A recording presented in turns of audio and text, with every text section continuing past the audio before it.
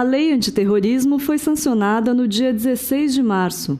De acordo com o artigo 2º, classificam-se como terrorismo os atos praticados por um ou mais indivíduos por razões de xenofobia, discriminação ou preconceito de raça, cor, etnia e religião, quando cometidos com a finalidade de provocar terror social ou generalizado, expondo a perigo pessoa, patrimônio, a paz pública ou a incolumidade pública. Organizações e movimentos sociais temem que a medida seja usada para criminalizar ações públicas na luta por direitos. Conheça mais sobre a Lei Antiterrorismo agora no Câmara em Pauta. E para conversar sobre essa lei antiterrorismo, nós recebemos o professor doutor da Universidade de São Paulo, professor Leandro Piquet Carneiro. É um prazer recebê-lo aqui na TV Câmara, professor. Muito obrigado. Também recebemos o representante do OAB, subseção Guarulhos, doutor Cristiano Medina da Rocha. Muito obrigado. E recebemos a representante da ONG Artigo 19, doutora Camila Marques. Obrigada. Bom, esse assunto gerou bastante polêmica no Congresso Nacional, quando a lei foi aprovada e agora sancionada pela presidente Dilma, e desagradou alguns setores da sociedade e também do próprio Congresso. Há quem diga que ela é muito branda, há quem se preocupe que ela pode criminalizar os movimentos sociais e há quem diga que ela é realmente necessária. Começando por você, professor, qual que é a sua opinião sobre essa lei que foi sancionada pela presidente? Olha, eu acho que é uma lei que vem no momento certo e seguiu, acho que o processo legislativo adequado, ela tem toda a legitimidade necessária, uma lei proposta pelo Executivo, tramitou na Câmara dos Deputados, foi para o Senado, voltou para a Câmara dos Deputados depois de algumas modificações, o teor original da lei foi reestabelecido na Câmara, foi a sanção presidencial, alguns artigos foram vetados nesse processo e agora aguarda novamente a manifestação final da Câmara. Então, acho que do ponto de vista do processo, houve aí um tempo interessante de debate, reflexão, e a lei tem, do meu ponto de vista, toda a legitimidade necessária para regular, né, ou para contribuir para que a sociedade possa atuar aí, de forma consistente contra esse problema que é a ameaça terrorista, sobretudo tendo em vista a iminência dos Jogos Olímpicos e os grandes eventos que teremos aí no país esse ano em função disso. Eu acho extremamente importante que tenhamos aí logrado esse resultado a tempo de apoiar as instituições do Estado, as polícias, o Ministério Público, o Judiciário Brasileiro, a atuar com relação a esse problema. Então, acho que o que temos aí é um começo, uma base legal importante para um momento delicado no país, do ponto de vista da nossa responsabilidade na organização desses Jogos, e também, obviamente, em resposta a um cenário internacional extremamente complexo. Então, vejo como positiva a iniciativa, vejo aí mais ganhos do que perdas, ou os riscos que eventualmente existem podem ser controlados na minha avaliação em função de uma série de coisas que eu acho que vamos debater aqui, uma série de garantias que a lei estabelece que vamos debater aqui, e vejo com muitos bons olhos o que está acontecendo hoje. Doutor Cristiano, o terrorismo ele já era previsto na Constituição, mas havia aí uma lacuna com relação à definição, né, com a tipificação do crime. O senhor acredita que, de fato, era necessária a elaboração dessa lei para garantir que o crime fosse tipificado? Na verdade, o terrorismo ele veio previsto no artigo 5º, inciso 43 da nossa Constituição Federal. Tratava-se, portanto, de uma norma de eficácia limitada, uma norma que necessitava o surgimento de uma lei infraconstitucional para regulamentar. Concordo com o doutor no aspecto da legalidade do processo legislativo. Não vejo qualquer vício em que pese o fato de entender que foi um processo muito acelerado, que impediu uma discussão mais aprofundada sobre o tema com as entidades sociais. Entretanto, eu vislumbro aqui inúmeros vícios materiais dessa legislação. Eu entendo que, como tem sido uma constância em nosso país, o legislador ele tem editado normas tentando dar uma resposta para a sociedade de imediato, ou mesmo para a comunidade internacional, sem que analise o nosso sistema jurídico positivo de uma forma uníssona. Essa questão do terrorismo já está previsto também no anteprojeto do Código Penal. Eu entendo que o conceito de terrorismo no Código Penal ele é uma norma mais fechada, que não dá uma amplitude de entendimento, como esse conceito que veio aqui trazido na Lei 3.260. Eu entendo que essa lei ela trouxe o conceito de terrorismo de uma forma muito ampla, é uma norma penal em aberto, que, infelizmente, na prática, quando da aplicação efetiva da jurisdição, dará um entendimento muito amplo para o magistrado. Entendo, portanto, que traz, na verdade, uma insegurança jurídica para o nosso país. O juiz ele vai ter a possibilidade de, casos que não se enquadram na lei, ele poderá punir, muitas vezes, com base nessa nova legislação.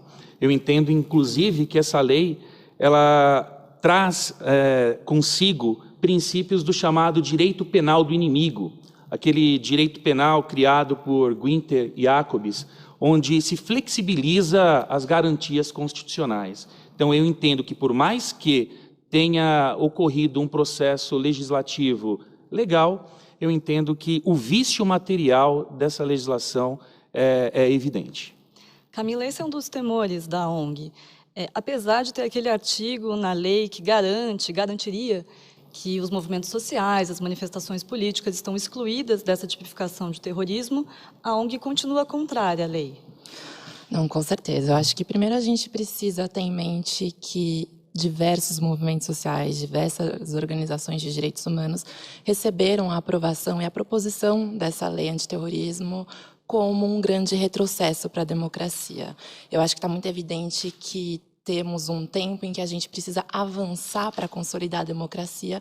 A democracia brasileira é uma democracia bastante imatura ainda, com baixo grau de densidade, e a aprovação dessa lei justamente vai no sentido contrário, de enfraquecer as possíveis associações, de enfraquecer a atuação dos movimentos sociais. E por que isso vai ao contrário da democracia? Porque a gente sabe que a base da democracia é a participação, a base da democracia é a liberdade de expressão, a base da democracia é a liberdade de protestar, de se articular, de poder opinar contra algo. E sobre isso, a lei de terrorismo, ela, por mais que vise combater ações terroristas, ela traz uma série de cenários e um espírito por trás dela que visa também combater, sim, a atuação e restringir a atuação de movimentos sociais. E por que eu digo isso? Porque é uma legislação extremamente ambígua, como foi falado aqui já pelo representante da OAB. É uma legislação que, para além de ser ambígua, inverte princípios constitucionais, ao invés de garantir os nossos direitos, traz uma limitação para eles. E já chegou nesse ponto específico sobre por que a restrição não é suficiente, né? A excludente aí a movimentos sociais não é suficiente, mas antes eu só gostaria de passar por um ponto também que o professor Leandro Piquet mencionou, que é sobre o rito, né, procedimental. Por mais que tenha corrido um rito sem grandes vícios, materialmente, de fato, ele tem muitos vícios nesse próprio rito. Por quê? Porque foi um projeto apresentado com trâmite de urgência. E isso significa que, por mais que tenha passado pela Câmara, por mais que tenha passado pelo Senado, ele não teve debate com a sociedade, não passou por comissões especiais. Esse projeto foi aprovado em 8 meses, que é um tempo bastante curto para a gente debater um tema tão complexo. Eu acho que ninguém está falando que essa lei não deveria, talvez, existir, por mais que haja, assim, esse questionamento. Mas o principal ponto de questão é que essa lei deveria ter sido muito mais discutida. Agora, sobre especificamente a questão da excludente a movimentos sociais, ela me parece insuficiente. Primeiro porque só resguarda manifestações e movimentos sociais que atuem pela garantia e defesa de liberdades constitucionais. E se a gente já está colocando aí um elemento, né, só pode defender a Constituição, você já está restringindo a pauta daquela reivindicação. E uma outra questão é que, primeiro, como também já foi dito, o acusado deveria responder todo o processo para depois ser entendido pelo juiz que não, aquela lei não se aplica para ele porque ele é representante de um sindicato. Então, todo o desgaste da persecução penal já teria sido dado, na verdade. Professor Piquet, com relação a esse rito que há essas críticas de não houve participação da sociedade, que deveria ter sido mais bem discutido, qual que é o seu posicionamento? Eu não sou jurista, então eu sou mais otimista com relação ao que vem pela frente. Eu acho que a gente não pode esquecer uma coisa muito importante, que do ponto de vista da participação do país no cenário internacional, no regime internacional, que procura controlar e define ações contra o terrorismo, seja no âmbito da ONU, da OEA e outros organismos multilaterais de cooperação, o Brasil tem uma longa história de participação e ratificação de tratados e convenções. Então, essa lei não caiu assim como uma coisa que está descosturada de uma longa tradição de participação do país, mais uma vez, nesses organismos e nessas convenções. O Brasil tem um histórico muito positivo de contribuir com as convenções das Nações Unidas sobre questão de sequestro, de autoridades, diplomatas, de aeronaves, de a questão do financiamento também do terrorismo. Contra o financiamento, a lista é longa, quer dizer, as iniciativas vão se somando aí praticamente desde a década de 60 e mais recentemente acumulando uma série de iniciativas importantes. O Brasil é um ator importante nesse cenário. E quando a gente fala, finalmente, de ter um país, uma lei que define o que é o terrorismo, que define penas, que permite que, ao contrário, eu mais uma vez insisto, eu não sou jurista, eu vejo, ao contrário, um apoio importante para a ação das polícias, para a ação do Ministério Público, para a ação do nosso sistema de informação no processo de investigação. Veja, hoje os jornais trazem uma notícia importante sobre a denúncia aí do chefe da ABIN com relação à atuação, ameaças feitas para os Jogos Olímpicos, né? Essa manifestação da ABIN justamente envolve a necessidade de investigação de nacionais brasileiros, né? Então, essa lei ajudará quando né, efetivamente publicada, para o controle dessas atividades em âmbito nacional, doméstico. Então, acho que são esses dois aspectos. Eu acho que ela tem a importância de refletir aí uma militância, uma participação do país nesse cenário internacional muito forte e ajuda a dar justamente estabilidade para as ações de investigação e controle desse problema internamente. Então, acho que o processo é o processo. A lei está em vias de ser, agora, ter os vetos presidenciais analisados pela Câmara mais uma vez.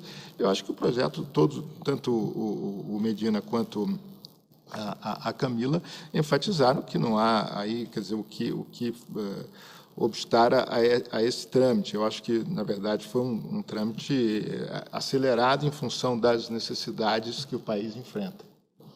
Tá certo, a gente vai fazer um pequeno intervalo, mas daqui a pouquinho a gente volta falando um pouco mais dessa ameaça que foi divulgada pela ABIN também agora recentemente. A gente volta daqui a pouquinho.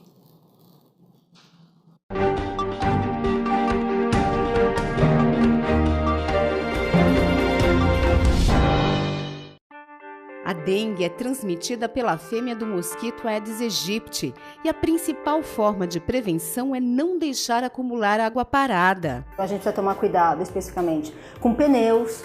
Então, se tiver algum pneu, mantê-lo coberto em um local seco e de preferência com uma lona, se a gente não conseguir cobrir. As questões das calhas, que devem ser vistoriadas no mínimo a cada 15 dias. A caixa d'água, tanto a caixa d'água ligada ao abastecimento, quanto a caixa d'água que às vezes fica como um depósito.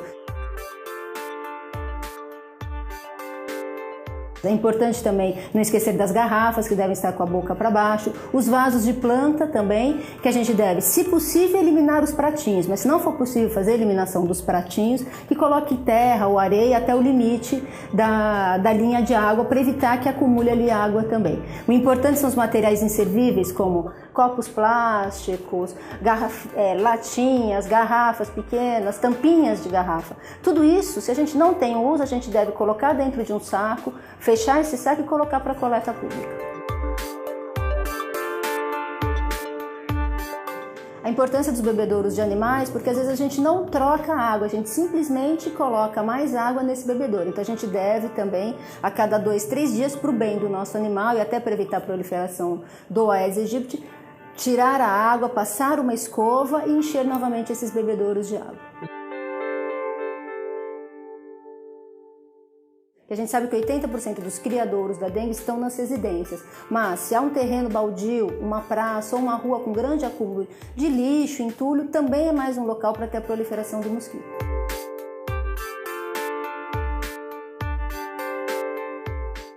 Todo dia é um dia de você olhar a sua casa, um dia de orientar alguém. Se você estiver vendo algum local que tem algum criador, avisar a prefeitura.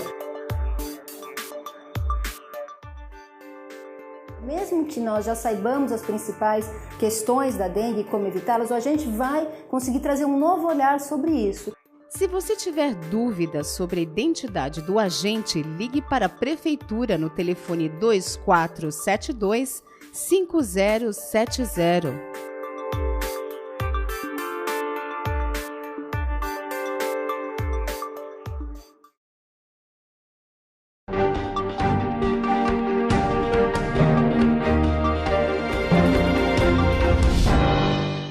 Voltamos com o Câmara em Pauta, hoje falando sobre a lei antiterrorismo. Para isso recebemos o professor doutor do Instituto de Relações Internacionais da Universidade de São Paulo, Leandro Piquet Carneiro. Também recebemos o representante da OAB, subseção Guarulhos, Dr. Cristiano Medina da Rocha, e também a doutora Camila Marques, que é coordenadora do Centro de Referência Legal em Liberdade de Expressão da ONG Artigo 19. A gente falava assim, no último bloco, o professor Piquet comentou essa questão da ABIN, que divulgou uma ameaça terrorista para as Olimpíadas do Rio de Janeiro. Esse rito acelerado que houve na elaboração e na aprovação do projeto de lei seria justificado por essa Olimpíada que está chegando, pela pressão internacional que houve também com relação a isso?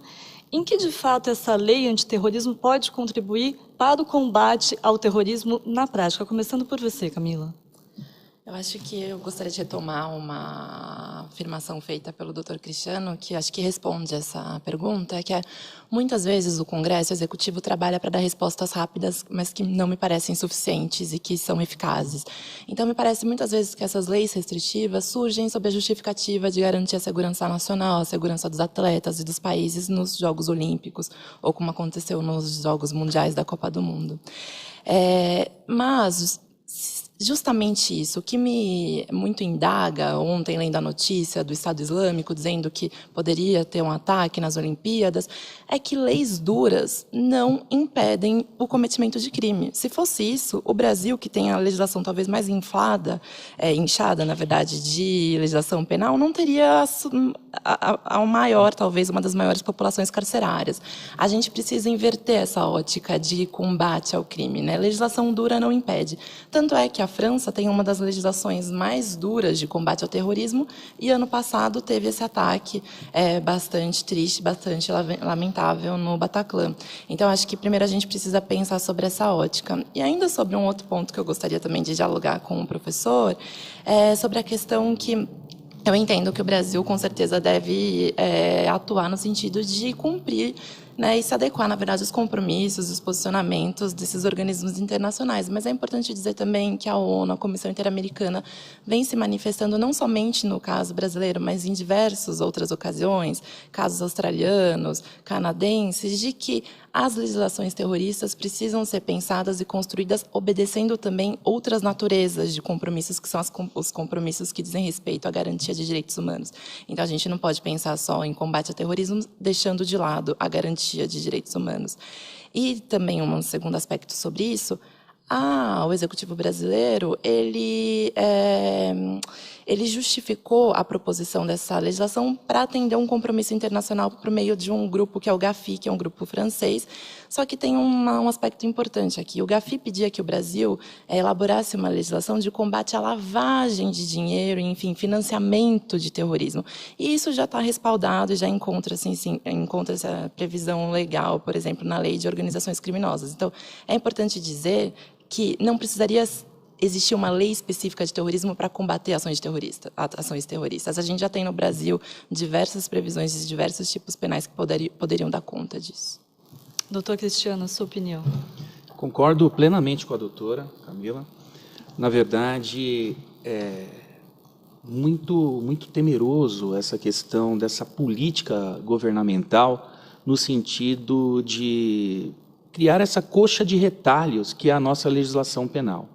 Na verdade, a doutrina intitula ações como essas como direito penal de urgência, que acaba incorporando em nosso ordenamento jurídico legislações infraconstitucionais, muitas vezes até inconstitucionais, como acontece aqui com, inclusive, o artigo 11 dessa legislação, e isso acaba trazendo uma insegurança jurídica para o nosso país.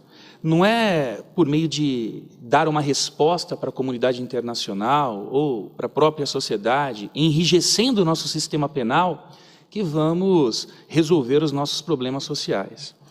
Na verdade, eu concordo também com o Dr. Piquet que é necessário regulamentar essa questão do terrorismo, mas de uma forma inteligente, de uma forma tranquila, de uma forma mais aprofundada, ouvindo realmente as comissões especiais, e não da forma que foi redigido esse texto. Esse texto, no meu modo de entender, ele é um texto que viola os princípios do direito penal. O direito penal ele tem um caminho a ser seguido, uma ideologia a ser seguida, que sempre foi adotada no nosso país, que está hoje, na verdade, seguindo um outro caminho. Estamos incorporando no nosso direito penal o direito penal do inimigo, aquele direito penal onde se flexibiliza direitos constitucionais para atender anseios imediatos da sociedade e da comunidade internacional. E isso pode e irá, com certeza, refletir posteriormente no momento do juiz aplicar efetivamente a jurisdição. Então, eu concordo plenamente com a doutora Camila, é totalmente desnecessária essa legislação para amparar agora as Olimpíadas. O nosso direito penal, ele prevê basicamente todos esses tipos aqui em outras legislações, no próprio Código Penal, na lei das organizações criminosas. Inclusive, essa legislação prevê que o rito processual a ser seguido é o rito das organizações criminosas. Infelizmente, o nosso poder legislativo federal e o próprio poder executivo está aqui tentando dar uma resposta para a comunidade internacional, mas violando de forma evidente a nossa Constituição Federal e flexibilizando os nossos direitos constitucionais. Isso, no meu modo de entender, é um absurdo.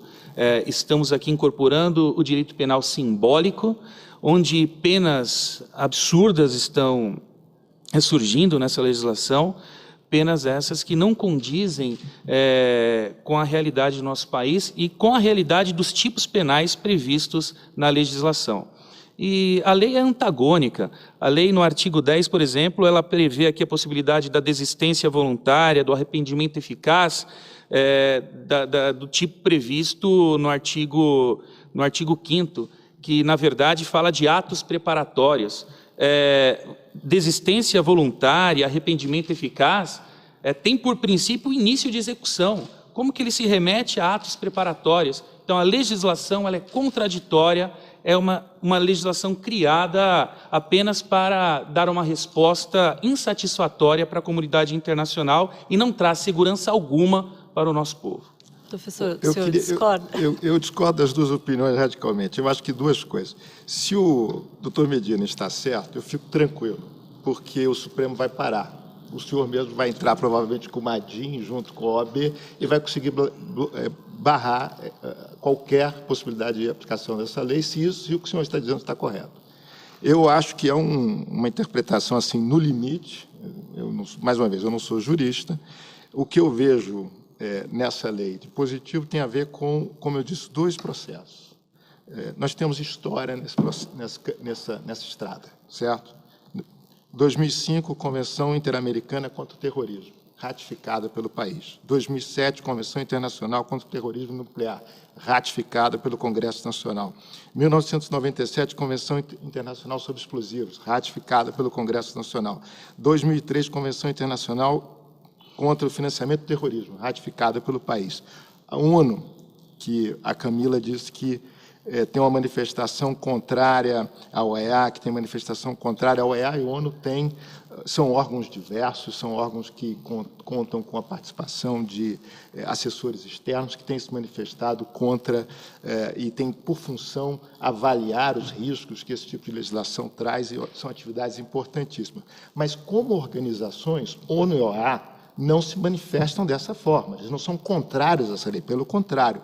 A ONU tem, inclusive, lidera, como uma Assembleia que é das Nações, uma iniciativa contra o terrorismo em escala global, tem uma página com propostas de legislação, com propostas de ação. A ONU é um dos centros nervosos de articulação das ações contra o terrorismo. Não é um centro de manifestação contra os países que adotam legislação contra o terrorismo. A ONU, como organismo, não tem essa posição. O GAFI não é o que você disse, uma instituição francesa, é uma instituição multilateral de colaboração, do qual o Brasil faz parte desde o início, e o Brasil é parceiro voluntário. Todas as recomendações feitas pelo GAFI contaram com participação de representantes do Ministério da Fazenda. Essas coisas não vêm do espaço sideral e caem na nossa cabeça. O mundo não está chegando aqui como se fosse uma imposição de organismos internacionais contra o nosso executivo, contra o nosso legislativo. Nós estamos nesse processo, acho, completamente amparados naquilo que é a nossa responsabilidade internacional diante das nações. E eu quero só lembrar o seguinte: quando a gente fala desses problemas sobre terrorismo, sobre preparação, sobre a necessidade, é justamente porque o crime de terrorismo ele é diferente. Os senhores precisam entender, como advogados, que há necessidades aqui do processo de investigação, de controle de um crime que tem uma preparação que é específica. Isso não é crime organizado para roubar banco. Isso aqui é um tipo de ameaça que pode fazer como aconteceu na Argentina. Os senhores devem lembrar, em 1994, o atentado na MIA, na Associação Israelita de Buenos Aires, matou 85 pessoas, um carro-bomba que foi colocado na porta da MIA em Buenos Aires. Eu permito, deixa eu só acabar com esse dado. Eu acho que a Colômbia enfrentou 600 ataques terroristas só no ano de 1997. E, em 2014, foram 210 ataques terroristas na Colômbia classificados. Então, todo esse cenário regional, a gente pode botar a mão no coração e falar, não, o Brasil não tem nada a ver com isso. O Brasil não vai ter uma lei que permita que a ABIN, a Polícia Federal, façam interceptações telefônicas, façam investigações, que elas têm outra natureza, elas têm a necessidade, inclusive, de uma proteção jurídica para que sejam feitas sem abusos, o que eu acho que é sempre uma enorme preocupação de qualquer um. Elas precisam de uma proteção jurídica adequada. Então, eu acho que isso, quer dizer, não podemos esquecer do contexto em que estamos. Mas eu concordo plenamente com o senhor, não discordo em absolutamente nada do que o senhor me disse. Contudo, analisando aqui os 18 artigos dessa legislação, não tem aqui nenhum artigo que fala disso que o senhor está falando, de uma investigação especial, de um processo especial, absolutamente nada. A legislação, exatamente o objetivo dela é dar essa sensação de tranquilidade que o senhor está tendo. Não se criou nessa lei um procedimento especial de investigação, não se criou nessa legislação um rito processual específico. O rito processual é o rito ordinário. É aquele rito, inclusive ele remete para a lei das organizações criminosas. Que é bom. Observa a colocação do senhor. Eu não posso tratar esse crime de uma forma diferenciada. Eu tenho que tratar esse crime de uma forma diferenciada. Eu não posso usar, por exemplo, a lei de organizações criminosas, o senhor disse há pouco. Não, eu acho que deve, e você mesmo falou da questão da antecipação. A antecipação é o problema. Não, mas na verdade, assim, observa, eu não discordo da necessidade de criação de uma legislação e de um rito específico. O que eu discordo é dessa legislação, porque ela não criou rito específico, ela não criou uma investigação especial, e ela criou o quê? Normas penais em aberto. Normas penais que dá a possibilidade do juiz interpretar da forma que ele bem quer. Isso, na verdade, traz uma insegurança jurídica. Eu digo isso porque eu atuo diariamente no âmbito do direito penal. O objetivo do legislador, eu percebo que foi atingido, que é justamente passar para a sociedade ou para os estudiosos de outras ciências essa sensação de tranquilidade. Eu, na condição de advogado criminalista, obviamente eu não concordo com o terrorismo, eu não concordo com a atuação desses grupos, mas eu preciso o quê? Eu preciso de uma legislação que me traga segurança jurídica. Segurança para amanhã, eu poder defender o senhor contra um ato arbitrário de um promotor de justiça ou de um juiz que entenda que um ato isolado se enquadra numa lei que adotou o direito penal simbólico, elevando a pena de uma forma absurda aqui. Então, nós estamos falando a mesma coisa, só que sobre óticas diferentes. Eu concordo com tudo que o senhor disse. O que eu não concordo é com essa legislação, da forma que ela foi redigida. E que não cria absolutamente procedimento investigatório, processual novo nenhum. Remete a todas as legislações que nós já temos no nosso país, que é exatamente o que a doutora Camila falou. Era totalmente desnecessário a criação dessa legislação da forma que ela foi criada. Só para a gente fechar esse bloco, o tempo já está quase acabando, vou passar a palavra para a Camila para fechar essa questão. Na verdade, eu acho extremamente interessante esse debate acalorado e até mesmo apaixonado que temos aqui, porque foi justamente isso que faltou durante o rito e durante a discussão dessa lei. Me retifico sim, o GAFI não é um órgão francês, ele é um órgão multilateral, mas que tem sede na França e que muitas das discussões foram discutidas ali, naquele país. Mas sobre o acúmulo internacional, essas convenções também muitas vezes são frutos de espaços específicos. A ONU não é um órgão único, é um órgão feito por diversos espaços ali dentro, né? Eu acho que a gente tem que tentar até traduzir isso para a população, porque não enfim, é extremamente complexa a sua organização. Mas é muito importante dizer que, sim, tivemos uma decisão do Pleno da Comissão Interamericana de Direitos Humanos sobre o caso do Chile, que é um caso envolvendo a aplicação da lei terrorista contra os povos mapuches do Chile, que é um povo de etnia indígena, e que, sim, a Comissão Interamericana disse que o país, o Chile, aprovou uma lei que estava sendo aplicada de forma a restringir as liberdades e garantias de manifestação dos mapuches. Então, a gente tem na verdade, vários posicionamentos e manifestações no sentido de que, ok, leis de terrorismo devem ser pensadas, devem ser construídas, mas com muito cuidado e cautela. E esses relatores especiais, esses especialistas que você se referiu, muitas vezes têm falado que as legislações de terrorismo estão se convertendo em parte do problema ao invés de solução. Então, de fato, ninguém aqui está dizendo que não deve haver combate ao terrorismo. Não é isso. Mas a gente precisa discutir isso. E até porque os países que você deu exemplo, Colômbia, 600 ataques terroristas, me parecem muito diferentes do contexto brasileiro. Então, por isso que a gente precisava de mais fôlego, mais tempo e mais debate com a sociedade para aprofundar esse tema. Vamos ouvir mais um pouquinho da opinião do professor Piquet, depois do intervalo que a gente volta falando sobre essa lei antiterrorismo.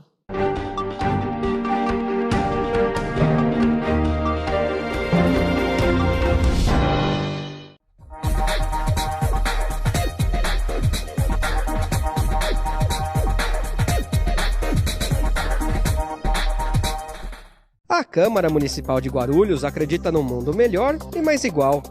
E a igualdade de direitos passa por cidadãos democraticamente bem informados. Para que a informação chegue realmente a todos, a Câmara aposta na inclusão. A transmissão das sessões conta com o apoio de um intérprete de Libras, a língua brasileira de sinais. Assim, o deficiente auditivo também pode acompanhar tudo o que acontece na política da cidade e exercer, de fato, o papel de cidadão. TV Câmara Guarulhos, o canal da cidadania. Você que acompanha a programação da TV Câmara Guarulhos, sexta-feira tem Câmara em Pauta inédito para você. Então já sabe, depois do Jornal da Câmara, o Câmara em Pauta traz parlamentares e especialistas nos mais diversos assuntos relevantes à nossa cidade. Então não perca, tá aqui o nosso convite. Câmara em Pauta, sexta-feira na TV Câmara Guarulhos, o canal da cidadania.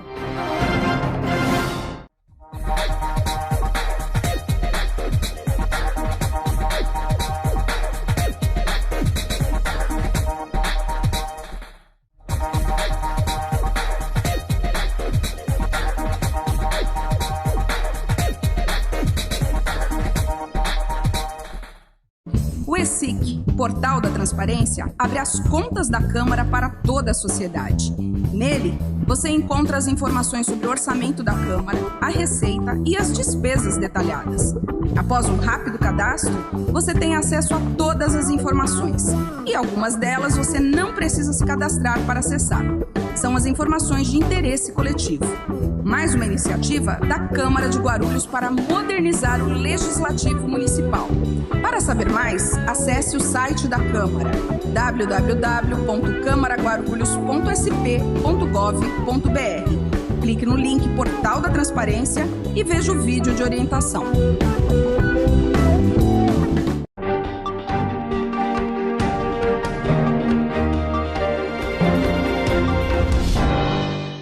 Voltamos com o Câmara em Pauta, hoje debatendo a Lei Antiterrorismo, e para isso recebemos o professor doutor do Instituto de Relações Internacionais da Universidade de São Paulo, Leandro Piquet Carneiro. Também recebemos o representante da OAB, subseção Guarulhos, doutor Cristiano Medina da Rocha, e também a doutora Camila Marques, que é coordenadora do Centro de Referência Legal em Liberdade de Expressão da ONG Artigo 19.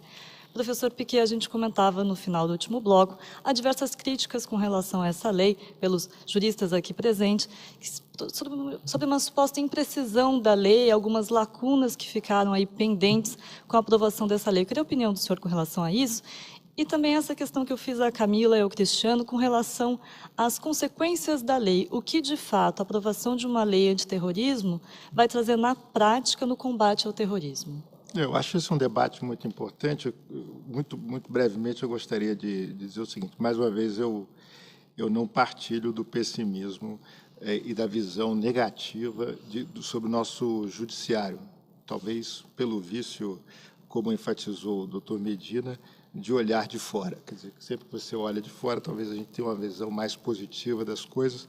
Eu estou olhando aqui de fora e tenho uma visão, no conjunto, bastante otimista com relação a como essa lei será utilizada, por uma razão muito simples. Eu acho que é fato que a nossa democracia é ainda uma democracia em processo de organização, consolidação, mas não pode, eu acho que a gente não pode facilmente encontrar exemplos hoje no país de abusos legais contra ativistas políticos. Eu acho que esse não é o tom da nossa democracia.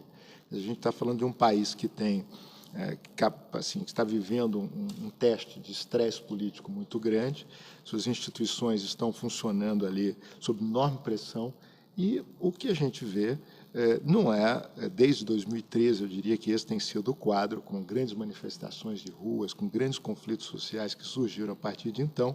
Nós não encontramos aí um conjunto de pessoas detidas, condenadas injustamente por participação política. Eu acho que esse não é o contexto que... eu não faria essa frase para representar o país no momento, quer dizer, como um país que comete sistematicamente injustiças ou que procura, por meio do judiciário ou por meio de órgãos do executivo, ferir direitos a manifestações ou perseguir pessoas por suas vinculações políticas. Eu entendo claramente que países diferentes, regimes políticos diferentes, podem utilizar leis antiterrorismo de forma muito inadequada. Acho que o grande exemplo na região é a Venezuela, que adotou uma lei sobre antiterrorismo e fez o quê? Condenou um prefeito como terrorista, que era líder da oposição, a uma pena de 14 anos. Eu acho que esse não é um resumo adequado do que acontece no Brasil. Esperar que o Brasil venha se transformar numa autocracia em que as pessoas são punidas por manifestar sua opinião, ou mesmo, eventualmente, em atos de manifestação política, recorram a atos de violência, aí eu concordo totalmente. Há leis que tipificam isso, seria um enorme equívoco tratar violência política segundo essa lei, mesmo que existam aí muitas vezes semelhanças do ponto de vista, você pode destruir uma rodoviária, mas pode destruir no esforço de uma manifestação que se tornou violenta. Então, as pessoas que fizeram isso responderão às leis existentes para depredação, para crimes típicos desse tipo de processo. Agora, outra coisa muito diferente é quando grupos se isolam dessas manifestações, se isolam dos movimentos sociais, se articulam e se organizam para perpetrar ações que têm por finalidade intimidar o governo. Nós não podemos... Vamos simplificar um pouco a conversa. Nós estamos falando de uma coisa muito concreta, que pode existir em qualquer lugar do mundo e no Brasil também. Grupos que se organizam para desenvolver ações que têm uma finalidade específica: limitar a ação da sociedade e dos governos, intimidar. Então, são assassinatos, sequestros, explosões, ameaças de que isso possa ser feito contra alvos específicos, de forma, como a gente tem visto, eu não preciso falar dos exemplos, Bélgica, França, Estados Unidos, todos os países que passaram por isso. É disso que estamos falando. Então, eu acho muito importante separar assim, esses dois aspectos. Quer dizer, nós estamos falando de um crime muito específico, que tem consistência, que tem materialidade aí, hoje no debate internacional e no debate doméstico, sobretudo em função dos Jogos Olímpicos. Não podemos esquecer que isso é uma grande responsabilidade do país. Não podemos olhar para isso e falar, isso nunca não acontece, aqui não vai acontecer. É diferente o que pode acontecer durante os Jogos Olímpicos. E, sobretudo, a gente tem que pensar no fato de que temos aí uma trajetória, eu diria, em grande resumo, muito positiva sobre como o sistema político brasileiro trata a diferença de opinião. Eu acho que não é o que caracteriza o Brasil hoje, o encarceramento de pessoas que pensam diferente desse ou daquele posicionamento político. Então, eu acho que a lei não vai, na minha opinião, servir de combustível para injustiças, porque isso não é o que acontece no país. Em 30 anos, não vai ser por conta dessa lei que isso vai passar a acontecer. Eu acho que esse é um ponto de risco sensível, a gente precisa prestar atenção, precisa pensar sobre isso, mas não vejo isso como uma ameaça concreta. Ainda com relação a essa possível inadequação da lei, alguns termos vagos, a própria presidência vetou alguns artigos por considerar que eram amplos demais ou que davam margem à interpretação, inclusive um que diz especificamente com relação à liberdade de expressão, que ele punia a apologia ao terrorismo, mas foi bastante criticado também porque dava margem a diferentes interpretações. Camila, por exemplo, você concorda que esses vetos resolveram os problemas, diminuíram os problemas? Você concordou com os vetos? Qual que foi a sua análise com relação ao texto que foi aprovado na Câmara e os vetos presidenciais? Bom, os vetos eles foram muito importantes. Os vetos foram também frutos dessa articulação e mobilização dos movimentos sociais, das organizações da sociedade civil. Foi certamente uma conquista, mas são vetos insuficientes. Por mais que sejam importantes, eles ainda, enfim, não conseguiram barrar e impedir que essa lei trouxesse uma série de problemas e de complicações. Então, são vetos importantes, mas ainda alerto para o fato de que, como o professor disse, esses vetos ainda estão esperando a aprovação e a análise do Congresso. E, infelizmente, a gente tem um cenário hoje em dia também no Congresso de grandes retrocessos. Então, a gente ainda está na batalha para que esses vetos sejam mantidos. Agora, especificamente sobre essa questão de que o Estado brasileiro respeita as opiniões, a liberdade de expressão, infelizmente, professor, eu acho que cabe ressaltar que, por conta também da minha atuação e da atuação da organização que eu trabalho, essa não é a realidade que a gente vive hoje. A Artigo 19 ela já monitorou desde 2013 até aqui cerca de 1.500 protestos em todo o Brasil e a gente vê uma série de problemas e um quadro de violações extremamente sistemáticas e persistentes. E, sim, existem muitos casos de movimentos sociais e de manifestantes que são criminalizados pelo sistema de justiça e que são alvo dessa articulação institucional, né? Então, eu só gostaria de mencionar alguns muito recentes. Prisão do Rafael Braga, no Rio de Janeiro, que até hoje está preso por portar pinho-sol nas manifestações das Jornadas de Junho no Rio. Prisão de 23 ativistas do Rio de Janeiro, que foram alvos e foram investigados através de um inquérito policial extremamente problemático, com provas extremamente inconsistentes. Para vocês terem uma noção, as provas eram feitas justamente por análise de perfil em redes sociais, como Facebook, Twitter. Sim, temos grandes lideranças sociais que foram processadas por terrorismo, já com base na Lei de Segurança Nacional, por apologia ao terrorismo, na verdade, por sabotagem. Então, na verdade, a gente tem, sim, um quadro sistemático de criminalização a movimentos sociais. E, justamente, uma das grandes respostas às Jornadas de Junho foi a proposição de cerca de 28 projetos de lei, sendo que cerca de 4 deles eram tentando tipificar já em 2013 o crime de terrorismo. Então, sim, me parece que não é só um atendimento aos organismos internacionais, enfim, tentar combater de fato o crime de terrorismo, mas me parece sim que é uma resposta às mobilizações sociais. E isso é muito preocupante. Então, acho que era basicamente isso que eu queria dizer. Doutor Cristiano, o professor Piquet, inclusive, comentava que ele tem uma visão possivelmente mais otimista com relação ao Judiciário Nacional. Qual a sua opinião sobre isso? Com relação também a essa possíveis diferentes interpretações no momento de aplicar a lei, o senhor acredita de fato nisso? O STF faria esse papel, talvez, não de regulamentar a lei, mas talvez de resolver possíveis problemas, ou não deveria ser assim, há de fato falhas, lacunas nessa lei? Infelizmente, a realidade do discurso do Dr. Piquet nós não encontramos no dia a dia do nosso Poder Judiciário. Não podemos jamais violar os nossos princípios constitucionais, da presunção da inocência, do devido processo legal. E, recentemente, o próprio Supremo Tribunal Federal rasgou praticamente a nossa Constituição quando decidiu que indivíduos que já tivessem um acórdão desfavorável na segunda instância poderiam ser presos antes do trânsito em julgado, enquanto que a nossa Constituição diz que o indivíduo somente poderá ser considerado culpado após o trânsito em julgado de uma sentença penal condenatória. E a mesma coisa vai acontecer com essa legislação e com outras legislações que eu classifico como legislações retalhos, né?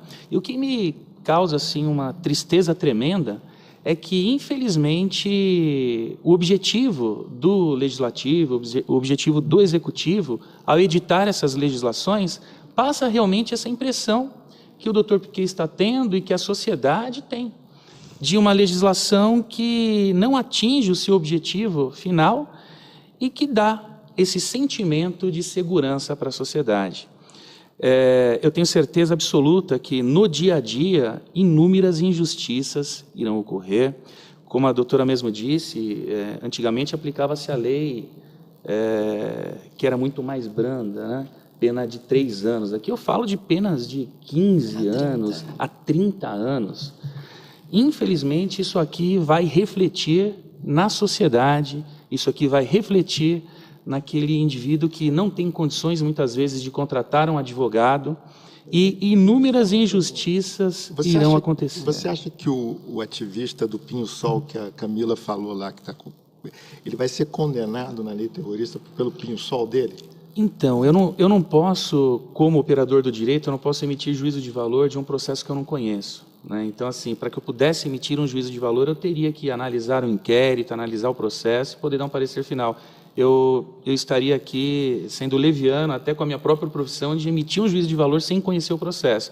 Mas eu tenho plena convicção, doutor, como eu vejo no dia a dia do nosso Poder Judiciário. Pessoas são presas porque o juiz, muitas vezes, quando criança, ele foi vítima daquele crime, entendeu? Pessoas são presas porque o juiz ele tem uma visão mais rígida. Pessoas são soltas também, muitas vezes, quando o juiz é um juiz extremamente garantista. Então, deixar nas mãos de um juiz, que é uma pessoa como nós, questões tão importantes quanto estas, vidas de pessoas, liberdades de pessoas, isso é insegurança jurídica, doutor. A nossa legislação, ela tem que traçar as regras do jogo de forma clara e não obscura, como essa legislação fez, para que o juiz ele apenas aplique a lei ao caso concreto. O juiz não pode jamais legislar, como tem feito no dia a dia, da primeira instância, da segunda instância e, infelizmente, a forma que o nosso Supremo tem agido, rasgando a Constituição Federal quando manda prender o indivíduo antes do trânsito em julgado da sentença penal condenatória. Essa insegurança pode me atingir amanhã, atingir o senhor, pessoas da nossa família, pessoas da sociedade. Isso é insegurança jurídica. Eu não concordo com a criação de legislações irresponsáveis dessa forma. Eu concordo plenamente que é necessário que crie leis, como o senhor mesmo disse. É preciso ocupar essas lacunas com legislações sérias, legislações pensadas e não legislações que tragam insegurança jurídica para o nosso povo. Essa é uma questão muito polêmica, mas infelizmente nosso tempo está acabando. Eu queria começar as considerações finais pelo professor Piquet, respondendo um pouco ao que o Cristiano falava com relação a essa perfumaria da lei, se assim eu posso chamar, de ser uma lei que vai dar uma sensação de segurança, mas que, de fato, nas palavras do Cristiano, seria uma lei vazia, que, de fato, não daria essa segurança. Queria que o senhor respondesse. Olha, eu acho que o doutor Medina, ele tem um comentário aí que é técnico importante, que eu vou considerar, mas Lei é lei, todo mundo tem que ler, tem que entender, seja jurista, seja economista, como eu sou. Eu li a lei, certo? E sou também cientista político, avaliei o processo legislativo está correto, o Executivo propôs, o Legislativo discutiu, votou como tinha que votar, a lei está aí. A gente abre o site onde a lei está publicada e a gente sabe que agora está em vias de ser lei no país o uso, a ameaça de uso de explosivos, gases tóxicos, material radioativo capaz de promover destruição em massa.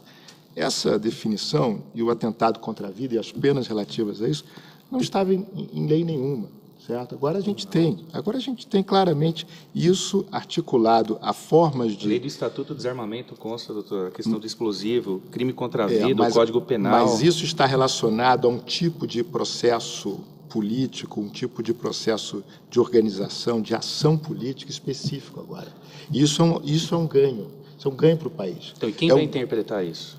Quem vai interpretar isso é um judiciário que tem primeira, segunda, terceira instância. Norma penal aberta. E vai conseguir corrigir os equívocos, como tem conseguido. Eu acho que, de maneira nenhuma, eu partilho dessa visão negativa sobre a democracia brasileira. Eu acho que é muito importante o trabalho de todas as instituições que defendem os direitos humanos. Eu acho que deve ser uma das coisas mais difíceis do mundo, ter que lidar com todas essas violações cotidianamente. Mas eu acho que, se a gente olha a grande figura, a figura estatística, a figura demográfica, histórica, em sentido amplo, a gente vai encontrar aí resultados muito positivos e muito favoráveis às conquistas da democracia brasileira. Eu acho que hoje nós temos uma lei para tipificar o terrorismo, como temos uma lei para tipificar a violência doméstica, que foi uma conquista importante, ao contrário também do que foi referido aqui. Eu acho que leis são muito importantes, porque leis dizem ao mundo e ao país as nossas expectativas com relação ao comportamento. Então, nós avançamos na definição da violência doméstica, avançamos na definição do racismo, avançamos agora numa definição importante. Isso muda, o processo é aberto, é uma lei que vai sofrer revisões, ainda vai à discussão no Congresso, ainda temos um longo caminho, temos o caminho da jurisprudência que virá a partir daí, temos um longo caminho a ser perseguido, mas temos uma base, assim como temos uma base civilizacional importante em leis, como a Lei Maria da Penha. Leis são muito importantes, leis desincentivam comportamentos, leis sinalizam para a sociedade o que deve ser feito e o que não deve ser feito. Violência é violência. Poderiam dizer, não, mas por que a Lei Maria da Penha, se existe a lei de agressão é crime? Mas é importante definir um artigo, uma lei específica que tipifica um comportamento específico dentro do espaço da violência doméstica. Então, isso é importante, são conquistas da sociedade que limitam, balizam e definem comportamentos que podem ser objeto de controle por parte da segurança pública, por parte da justiça, e esse é um caminho importante, eu acho que, para que a democracia brasileira possa avançar na próxima década, ainda com mais segurança. Professor, agradeço a sua participação, também agradeço a participação da Camila, suas considerações finais, por favor. Bom, só antes sobre a questão da lei, eu não sei se referia exatamente à parte que eu falei que penas duras não impedem cometimento de crimes, continuo afirmando isso. E sobre a Lei Maria da Penha, é uma lei extremamente importante, mas para além do viés punitivista dela, que também é um viés que pode ser questionado, mas também, enfim, pode ser observado como um avanço, a Lei Maria da Penha é uma lei que traz diversas obrigações de proteção no âmbito administrativo e em outros âmbitos, para além do penal. Então, é uma questão de políticas públicas, de definir as obrigações do Estado perante aquela situação de violações de direito. E sobre a questão do terrorismo em si, de fato, acredito que é um grande retrocesso, um grande risco à democracia. O Brasil, sim, está com a sua consolidação da democracia extremamente frágil. Os dias de hoje nos mostram isso, e, infelizmente, a lei de terrorismo não é uma iniciativa isolada. Junto a outras, como, por exemplo, a aprovação geral aprovação da Lei Geral das Olimpíadas, medidas, na verdade, que aumentam a pena para obstrução de trânsito em casos de manifestação, nos mostram que a lei de terrorismo não vem num contexto isolado, vem num contexto de ampliar e trazer mais instrumentos repressivos para o Estado lidar com o direito à manifestação. Então, muito nos preocupa essa lei. e esperamos que o Congresso mantenha os vetos e esperamos que sim haja uma reavaliação do Poder Judiciário sobre a existência dessa lei. Doutor Cristiano, também agradeço a sua participação e peço suas considerações finais. Eu acredito que as legislações elas são realmente mecanismos importantes. Contudo, eu concordo com a doutora, não é criando novos tipos penais que iremos conseguir diminuir os nossos problemas sociais. Eu sou um eterno defensor da democracia e, em especial, do artigo 5º da nossa Constituição Federal, que nos traz ali todas as obrigações e todas as garantias. Não podemos jamais permitir que o Legislativo ou que o Executivo contamine o nosso sistema do direito positivo com legislações retalhos, como tem ocorrido nos últimos tempos, visando trazer uma sensação de segurança, como eu já disse. Eu entendo que, realmente, essa legislação, no seu conteúdo material, ela não atende aos anseios, ela não vai auxiliar em absolutamente nada a questão punitiva ou até mesmo repressiva do terrorismo nas Olimpíadas. O Brasil não tem característica de um país que é vítima de terrorismo, em que pese a Constituição trazer essa previsão. Eu entendo que não é o momento agora, não é o momento às pressas de editar uma lei sem um debate mais aprofundado. A Constituição de 88 ela já trazia essa previsão no artigo 5º, inciso 43, porque só agora, às vésperas das Olimpíadas, que editam a lei. É justamente o que eu disse, é para dar uma resposta para a comunidade internacional, é nada mais do que um faz de conta perigoso, que vai refletir na nossa sociedade num futuro próximo. E aí cabe, obviamente, a Ordem dos Advogados do Brasil combater diariamente essas injustiças que, porventura, surjam, tanto de entendimentos equivocados dos magistrados, porque, como eu bem disse, a lei, quando ela não é bem redigida, ela cria brechas para entendimentos isolados do magistrado. O juiz ele vai avaliar qual é, na verdade, o entendimento subjetivo do indivíduo quando foi praticar aquele crime. Então, será que ele tinha vontade de matar? Ou será que, na verdade, o objetivo dele era a prática do terrorismo? Vai ficar a critério do juiz. Entendo que a nossa Constituição está sendo violada também nesse ponto, quando diz que o tribunal do júri é o tribunal competente para julgar os crimes dolosos contra a vida. Então, aqui eu trago exceções ao próprio Tribunal do Júri Popular, violando mais uma vez a democracia, tirando do povo a possibilidade de dizer se aquele indivíduo cometeu ou não cometeu aquele ilícito.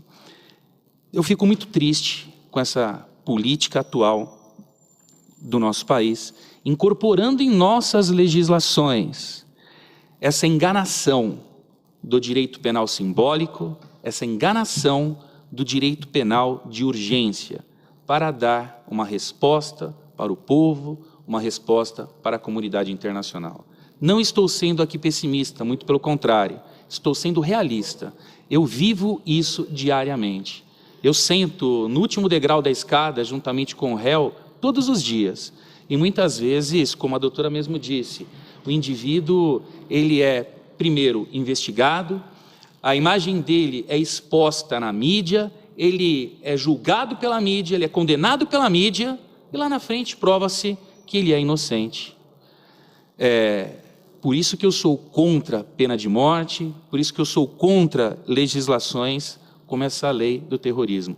O caso da escola base. Lembram? Aquele casal de japoneses foram expostos perante a mídia, no final foram considerados inocentes. Mas jamais, nunca, ninguém irá resgatar a dignidade daquela família. Então, o judiciário, ele é falho? Sim. E legislações com normas penais em aberto possibilita ainda mais essa insegurança jurídica do nosso país. Tá certo. Muito obrigado pela atenção e agradeço. É muito importante esse debate, ainda mais numa casa legislativa como a nossa. Agradeço a participação de todos, é um tema muito controverso, mas é assim que deve ser o debate, né? Agradeço também a sua audiência aqui do Câmara em Pauta, hoje discutindo a lei antiterrorismo. Muito obrigada e se vê no próximo programa. Tchau.